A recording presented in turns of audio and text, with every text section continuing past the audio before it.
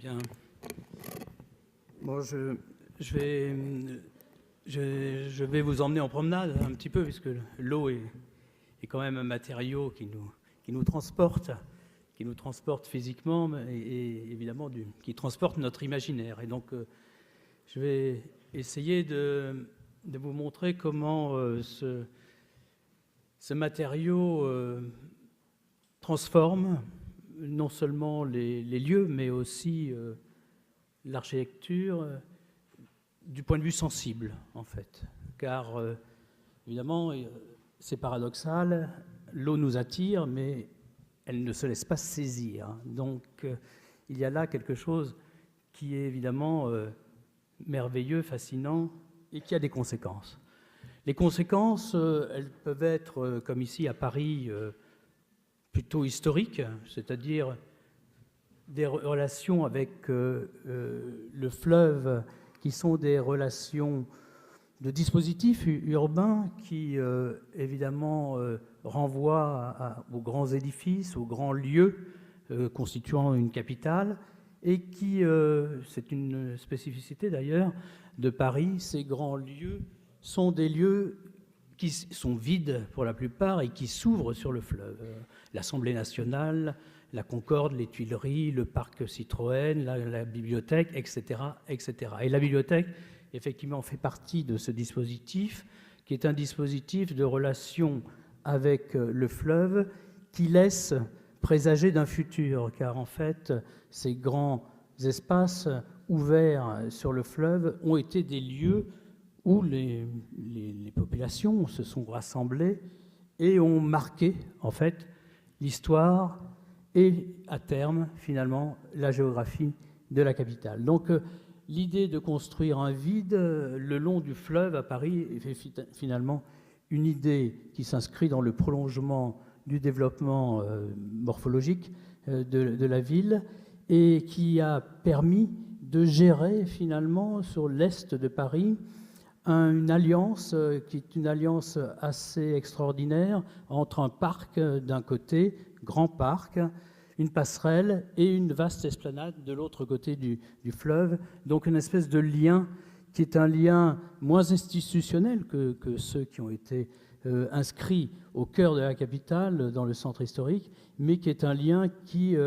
petit à petit, s'avère être un trait d'union avec un réel développement du point de vue de la sociabilité et évidemment de cet rééquilibrage qui s'est opéré durant la dernière décennie entre la partie ouest et la partie est de la ville. Ici, totalement à l'opposé et beaucoup plus loin, au Japon, un petit théâtre No. Ce théâtre No, en fait, fait partie d'installations qui sont commandées à des architectes et à des artistes pour une triennale à Niigata, à quelques 200 km au nord de Tokyo. Cette triennale a pour objectif de reconstruire cette région qui a été douloureusement touchée par des glissements de terrain et autres ouragans. Et donc, l'eau que vous voyez ici est en fait une eau artificielle, car ce paysage a été dévasté et petit à petit, ces œuvres, ces installations, ces bâtiments, pour certains d'ailleurs, reconstituent en fait ce qu'était cette région, ou tout au moins la mémoire de ce qu'elle a été, et permet aux habitants de se retrouver et aussi petit à petit d'y revivre. Donc ce théâtre No est une petite installation entre terre et eau, une petite plateforme 7 mètres par 7 mètres qui fonctionne avec, je dirais, des éléments naturels qui sont non seulement la terre et l'eau, mais aussi avec la neige, car ce petit pavillon déploie ses ailes pendant l'été pour faire, effectivement, pour accueillir des spectacles ou autres petites manifestations ou points de rencontre. Et pendant l'hiver,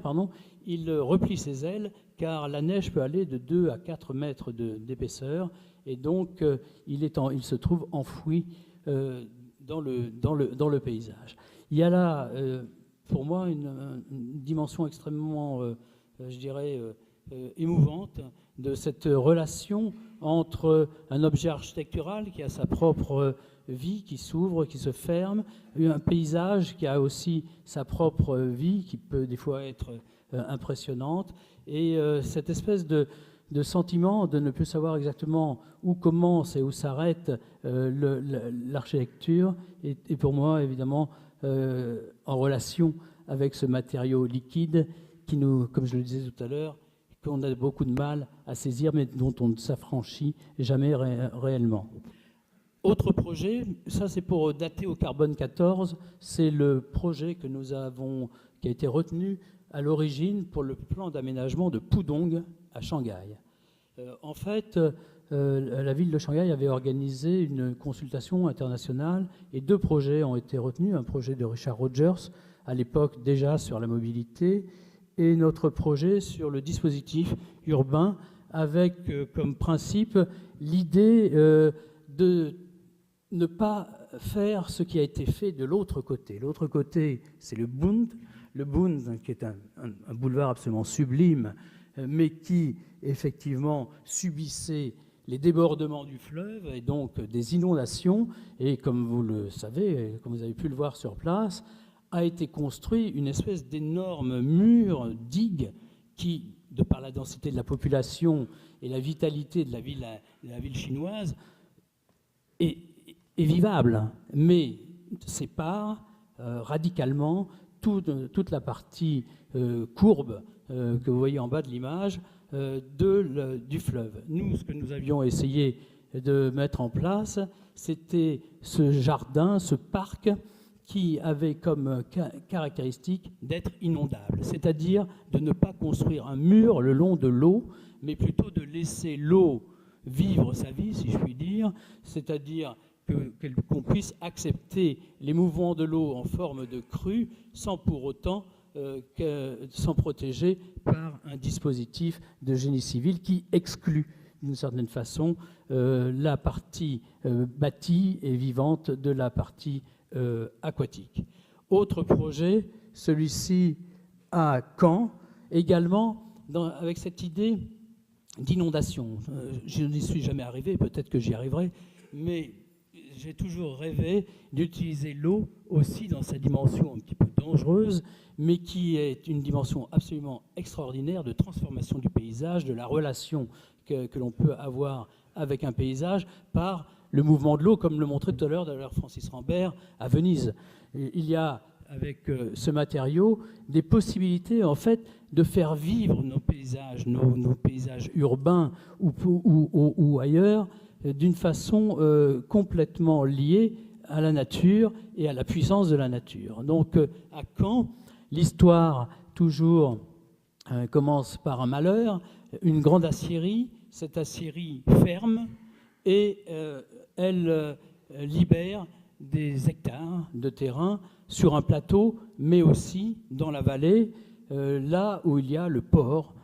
qui a apporté ou qui permettait d'expédier le minerai ou lorsqu'il avait été traité. Et donc ce vaste espace, évidemment, est totalement hors de proportion en termes de reconquête urbaine par rapport à l'agglomération caennaise, car il représente sensiblement presque un quart du territoire, plus ou moins. Donc le fait qu'il disparaisse de la carte est évidemment une question extrêmement douloureuse du point de vue social, mais aussi les répercussions sont elles aussi totalement malheureuses, car en fait cette usine liée de par son implantation tout ce qui vivait autour et le fait qu'elle ne fonctionne plus, qu'elle soit un peu comme un trou noir, ça a complètement écarté et éparpillé les communes et les lieux de vie environnants. Et donc l'idée, c'était de profiter des crues de l'Orne qui, historiquement, se stockent plutôt sur l'hippodrome qui se trouve en amont de la ville, et plutôt que les crues inonde, ou tout au moins que l'hippodrome serve de bassin de rétention, l'idée était en fait d'inonder cette vallée, d'inonder cette presqu'île, pas forcément de façon définitive, mais pour que ce territoire redevienne un territoire avec une dimension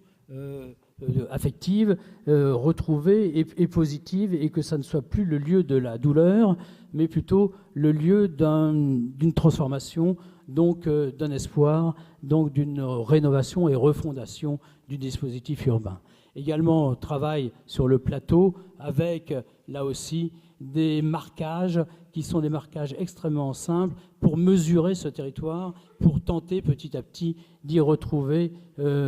au sens propre comme au figuré, ces marques, et donc une dimension qui est une dimension propre à la ville et à son redéploiement. Projet ici en Espagne, à Cordoba, où le Guadalquivir, comme vous le voyez sur ces images, est une marque, crée un dessin et une géographie extrêmement forte dans le paysage, avec un projet de développement urbain sur cette pointe au contour de la rivière, et des différentes architectures. Ce long bâtiment est un bâtiment projeté par OMA, qui est un bâtiment plutôt administratif, et nous avons travaillé sur le musée qui se trouve à côté, qui est en fait un travail, comment dirais-je, presque comme si nous étions un peu dans un marécage, c'est-à-dire quelque chose qui est assez ras, assez plat. C'est juste une inflexion du sol, soit vers le bas, soit vers le haut. Vers le bas pour créer un accès vers l'intérieur du musée, et vers le haut pour lui donner un volume intérieur dans lequel on va pouvoir donc y installer les expositions et les fonctions muséographiques. L'idée étant surtout que ce relief, cette topographie, soit utilisée non seulement comme couverture du musée, mais aussi comme un lieu que l'on peut investir, et à partir duquel on pourra voir le fleuve, on pourra voir le paysage, on pourra voir la ville, évidemment, car l'intérêt et évidemment la vertu de l'eau, c'est qu'elle est forme miroir, et donc non seulement elle va refléter le ciel, mais elle va évidemment refléter ce qui l'entoure et ce qui l'a fait, comment dirais-je, la ville environnante, avec ses propres caractéristiques. Bordeaux, juste pour le fun et le souvenir du temps de Jacques Chaban-Delmas, les deux rives, donc un travail vraiment où l'eau est évidemment le lien, et aussi ce qui va séparer, car moi, ce qui m'a toujours touché à Bordeaux, c'est cette opposition entre ce que les Bordelais eux-mêmes appellent la ville de pierre et la rive droite, qui est en fait la rive industrielle, la rive plutôt marécageuse, et là où se trouve une certaine nature, et une nature plutôt assez sauvage. Et c'est l'idée de ce projet a toujours été, en fait, d'introduire un vis-à-vis, une dialectique, une espèce de résonance entre cette rive extrêmement établie, magnifique, bâtie tout au long du fleuve, et puis de l'autre côté, un paysage plus incertain, plus sauvage, plus modeste aussi, qui constitue, grâce à la Garonne et à la courbe de la Garonne à cet endroit, presque un lac, et qui donne une dimension tout à fait paisible et même, je dirais, poétique, évidemment, dans le regard que l'on peut avoir de la ville sur la nature et de la nature sur la ville. Donc une série d'installations, d'interventions qui ont permis plutôt d'introduire en fait le développement de ce grand projet bordelais, et qui en a suscité d'autres, excellentes d'ailleurs au demeurant, dans le futur. Projet ici à Nantes, où l'on a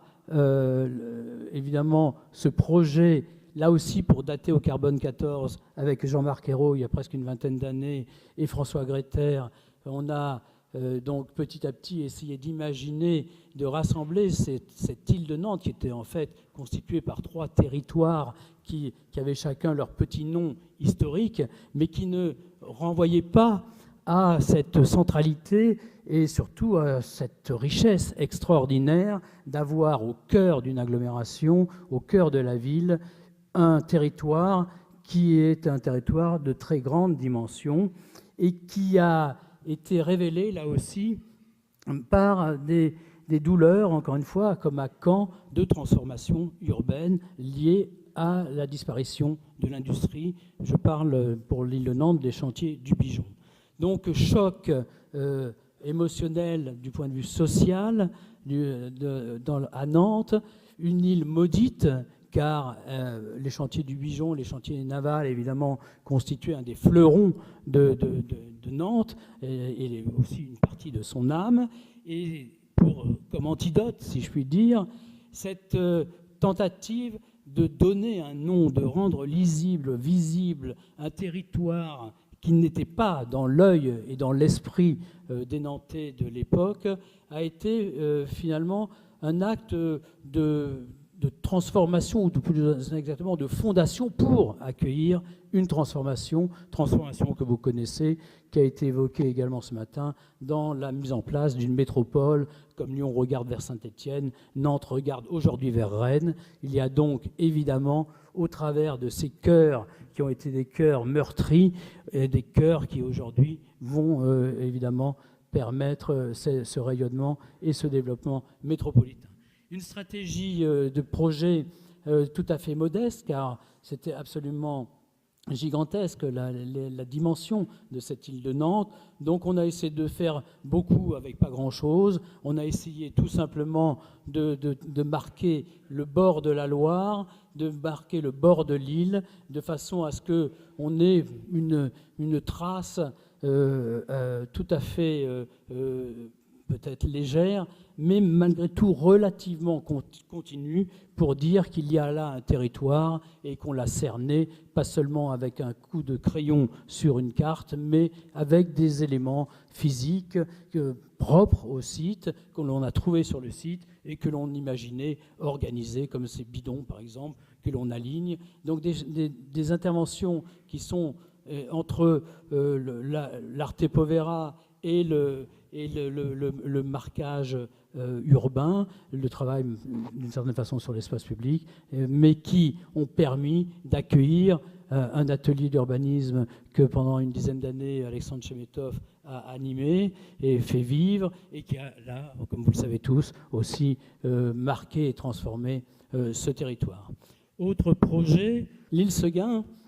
Alors, l'île Seguin, pourquoi j'ai mis l'île Seguin? Ah oui, si, ça y est. L'île Seguin pour 2 raisons. Évidemment, d'une part, le projet Pinault, le concours pour la Fondation Pinault, concours absolument passionnant, avec une île qui était une île vraiment très, très étrange, parce que Renault, dans son cynisme d'industriel, avait complètement cannibalisé l'intérieur de l'usine, c'est-à-dire que lorsque vous vous baladiez autour de l'île, vous aviez le sentiment que l'usine était encore là. Il y avait les façades. À l'intérieur, il y avait des batteries de semi-remorques qui entassaient les poutres, les charpentes, etc., et qui sortaient le jour où le taux de vente, enfin le coût de vente de l'acier était au plus haut. Après, ils attendaient et ils ont comme ça complètement cannibalisé l'intérieur de l'île. C'est juste pour la petite anecdote par rapport à la disparition finalement de cette île bâtie, bon gré mal gré, plutôt mal gré, mais toujours est-il qu'aujourd'hui c'est plutôt une lagune qu'autre chose. Au moment de Pinault, il y avait encore quelques restes, au moins des restes en ce qui concerne la périphérie, et on a travaillé donc 2 fois sur ce sujet. Une première fois en ce qui concerne le musée, avec l'idée de développer en fait à la proue de l'île un ensemble qui serait enveloppé par un tissu métallique qui donnerait ou qui permettrait de retrouver une certaine densité, une certaine présence à cette avancée de l'île sur l'eau, avec donc une forme un peu de transformation qui renvoie au cargo, ou plus exactement aux grands transporteurs de containers, l'île devenant solide, devenant en fait le socle et la coque d'une certaine façon du bateau, avec au-dessus cet empilement de volumes qui évidemment correspondent à l'ensemble fonctionnel du musée, mais qui se présente dans la ville comme étant une espèce de forme de colline qui, elle, va évidemment renvoyer aussi au site qui ne se trouve pas sur Boulogne, mais plutôt sur Meudon, où là, on a relief et perspectives tout à fait différentes. Autre projet que l'on a développé, celui-ci avec Daniel Buren, sur le concept de l'enveloppe de l'île Seguin, un concept qui a été lancé par la Société d'économie mixte que dirigeait à l'époque Jean-Louis Subilo, et donc une réflexion sur la tentative de conserver cette spécificité de l'île qui est un lieu complètement bâti, un lieu, une espèce de bâtiment au cœur de l'eau, au centre de l'eau. Et donc là, nous avons aussi travaillé avec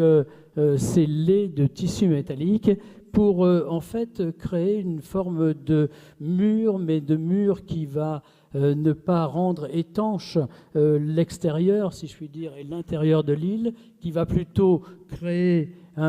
des formes et des lieux d'écran ou de reflets, une espèce de filtre entre les vues à l'intérieur, donc pour retrouver cette espèce d'intimité finalement, de dedans, enfin de lieu introspectif qui a toujours été celui de l'intérieur de l'île, et malgré tout une relation ouverte et perméable avec le paysage environnant. Rapport à l'eau, celui-ci en Russie, à Saint-Pétersbourg, où nous avons travaillé 3 ans sur le projet du Mariinsky, donc le nouvel opéra de Saint-Pétersbourg, en liaison avec l'ancien Mariinsky qui se trouve de l'autre côté du canal. Donc un bâtiment qui va, vous voyez au premier plan le Mariinsky historique, derrière le canal, et ensuite cette coupole déformée qui va couvrir l'ensemble du théâtre, l'opéra. L'idée étant de pouvoir marcher le long du canal, de pouvoir circuler le long de l'opéra. L'idée étant, c'est une idée récurrente dans mon travail, d'arriver à pénétrer, de traverser, d'utiliser les bâtiments publics par des espaces publics, en y introduisant des espaces publics, c'est-à-dire de rendre au citoyen son investissement d'une certaine façon, pas seulement en lui offrant des places à acheter pour voir des spectacles ou participer à la vie culturelle, mais aussi en lui offrant des lieux qui sont des lieux urbains, des lieux de sociabilité, mais aussi des lieux de protection, car, comme vous le savez, à Saint-Pétersbourg, le temps n'est pas toujours clément, et donc ce passage, cette grande galerie de l'opéra, longeant le canal, faisait partie justement de cette relation avec le système très très merveilleux des canaux à Saint-Pétersbourg. Ici, en Corée, rapidement, une île au milieu de ce fleuve, le fleuve Han, qui est immense. Les dimensions, vous les voyez à peu près ici, c'est-à-dire des ponts à plusieurs étages. Le métro passe sur ce pont, les voitures évidemment. Cette île, je ne sais pas si elle est bien réelle, elle doit être en partie artificielle. Toujours est-il qu'elle vibre au passage de toute cette circulation et de toute cette mobilité et donc ce que nous avons imaginé pour créer l'opéra de Séoul, c'est plutôt une espèce de plateforme, un peu comme une plateforme offshore, qui se rend indépendante de la structure de l'île, qui se rend indépendante évidemment de la structure des ponts et des vibrations, et aussi de l'eau, tout en profitant, c'est-à-dire une espèce de lieu, plateforme, à partir duquel on va on va évidemment pouvoir voir la ville, y accéder, et aussi par bateau, de façon à profiter pleinement de ce lieu qui est un peu isolé. D'ailleurs, la ville de Séoul a abandonné au fil de l'eau, c'est le cas de le dire, cette idée d'opéra, et cette île reste pour l'instant une pile de ponts plus qu'autre chose. Donc là, voilà, merci, j'ai l'image. Ici, rapidement, aussi à Brisbane, en Australie, un site toujours avec de l'eau, décidément, l'eau me poursuit, c'est-à-dire qu'il y a là, encore une fois, un très grand jardin botanique, une courbe de rivière tout à fait forte, et nous avons donc imaginé deux tours qui sont comme une espèce de plantes aquatiques liées par le sol, si je puis dire, ou par la base, et qui vont petit à petit s'élever dans le ciel pour y créer boutique certainement, mais aussi espace culturel, musée comme vous le voyez ici, et surtout appartements en partie haute. Également un projet qui se trouve à San Pellegrino, pour les thermes de San Pellegrino. San Pellegrino se situe à peu près à 20 ou 30 km de Bergamo, au nord de Bergamo. Le site est superbe, c'est une ville thermale, une ville qui a connu ses heures de gloire, avec des pièces d'art nouveau, il y a un casino, il y a un grand hôtel, tout ceci est tombé dans l'oubli et dans le sommeil. Par contre, c'est bien le lieu de mise en bouteille de la fameuse eau de San Pellegrino, 2,5 millions de bouteilles de mise en bouteille par jour, et donc la position de l'usine historique qui se trouve au cœur de la ville, évidemment, a changé, a muté. L'usine est sortie de la ville et la source a été conduite par conduite forcée vers les lieux de production industrielle. Et donc, au cœur de ce petit village, est restée cette friche industrielle sur laquelle se développe petit à petit une renaissance du site de San Pellegrino, de son activité, avec un théâtre, avec la restauration du casino, la réouverture du grand hôtel, et ces thermes ici qui sont donc évidemment des lieux complètement dédiés à l'eau, cette fois-ci de source, à l'eau qui vient de la montagne, avec un travail un peu tellurique de blocs dévalant les pentes, se bloquant sur la vallée, et dans lesquels on va retrouver une relation à l'eau presque primitive, essentielle et salvatrice, évidemment. Renaissance aussi des cascades. Cette cascade existe, elle est cachée, on la remet en scène, ou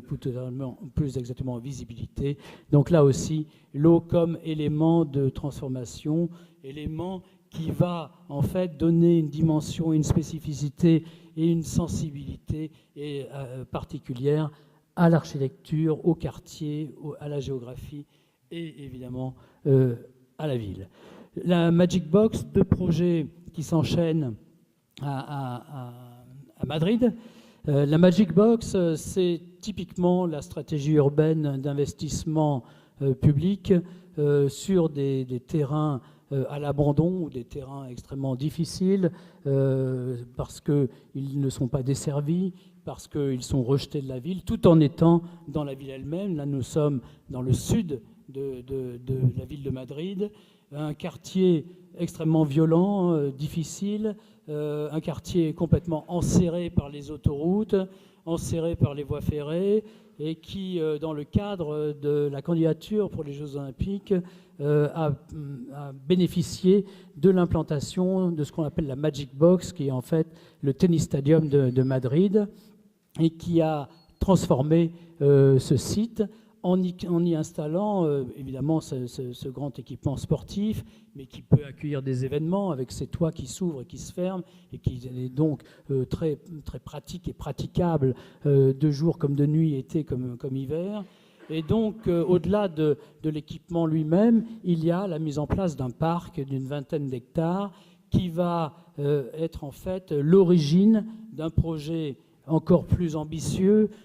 encore plus incroyable, dont certainement Bertrand Delanoë rêverait à Paris, c'est-à-dire la disparition des voies autoroutières le long de la rivière qui traverse la ville. Et je vais donc vous montrer le travail qui a été réalisé par la ville de Madrid sur 5 kilomètres le long du Rio Manzanares, c'est-à-dire du sud de la ville jusqu'au Palais Royal, la disparition par l'enfouissement des 2 autoroutes qui longeaient cette rivière qui est beaucoup plus étroite que la Seine. C'est un ruisseau au regard de la Seine à Paris, mais un travail, ceci sont des idées qui ont été proposées au moment du concours international, avec là aussi des tentatives toujours d'inondation pour faire vivre, si je puis dire, ou rendre présent de façon plus physique, plus visible le Rio Manzanares qui est complètement souvent à sec et coincé entre 2 murs. Il y a donc cette tentative de reconquête par la libération de ces terrains que vous allez voir tout à l'heure avec la construction de la passerelle. Voilà le site, le projet, et voilà surtout le site avec donc toute l'organisation du point de vue du génie civil, le chantier d'enfouissement de ces voies autoroutières. Évidemment, vous imaginez petit à petit que cette cicatrice se refermant, les quartiers autour vont retrouver les liens qu'ils avaient perdus, et au fur et à mesure, avec la mise en place d'un grand parc urbain qui se développe suivant des séquences et des thématiques propres à chaque quartier, on a pu, entre autres, réaliser cette passerelle qui est en fait une passerelle assez longue, une passerelle piétonne, à peu près 300 mètres de longueur, qui va donc évidemment de quartier à quartier, de rue à rue, de parc urbain ou de square urbain à square urbain, qui enjambe ce parc, mais avec une idée assez claire qu'il ne suffisait pas d'aller d'un côté à l'autre tranquillement, mais il s'agissait aussi d'entrer dans le parc, de profiter du parc, pas seulement en hauteur, mais de pouvoir entrer dans le parc. Et c'est pour ça que cette passerelle est cassée plus ou moins en son centre, et cette rupture donne lieu à entrer sur le parc. On a créé une petite colline, on a posé la passerelle dessus, et à partir de là, donc, on peut se promener dans le parc et avoir aussi des vues sur cet ensemble paysager. Une passerelle que les Espagnols appellent El Salón, ce qui vous donne la notion de l'appropriation par la population de cet espace, c'est-à-dire que c'est un lieu où ils viennent s'asseoir, discuter, les enfants vont jouer dans le parc et ils font salon, effectivement, et ce lieu est allé au-delà de nos espoirs, du maire et de moi-même, c'est-à-dire non seulement d'offrir ce lien entre quartiers, mais d'offrir en fait un espace public qui serait un espace annonciateur d'introduction à ce vaste espace linéaire qu'est ce nouveau parc qui traverse la ville. Ensuite, ici à Sofia, un projet pour le nouveau centre de Sofia, avec une situation d'une relation à l'eau qui est une situation très écologique, très engagée, liée à la biodiversité, mais aussi à une histoire du site, car en fait, nous travaillons là sur une caserne occupée par les Russes et qui a été donc désaffectée il y a quelques années. Et donc, par conséquent, le pouvoir bulgare a engagé une transformation, une rénovation de cette partie de la ville à partir de ce terrain libéré. Cette petite flèche bleue, ce n'est ni plus ni moins la reconnexion de 2 rivières souterraines qui autrefois n'en faisaient qu'une et qui avaient été séparées par la mise en place de la caserne, les Russes étant arrivés en gommant la topographie, en coupant toute connexion géophysique avec l'environnement et en installant effectivement tout un dispositif militaire sur ce secteur. Donc là, l'eau, c'est les retrouvailles avec l'eau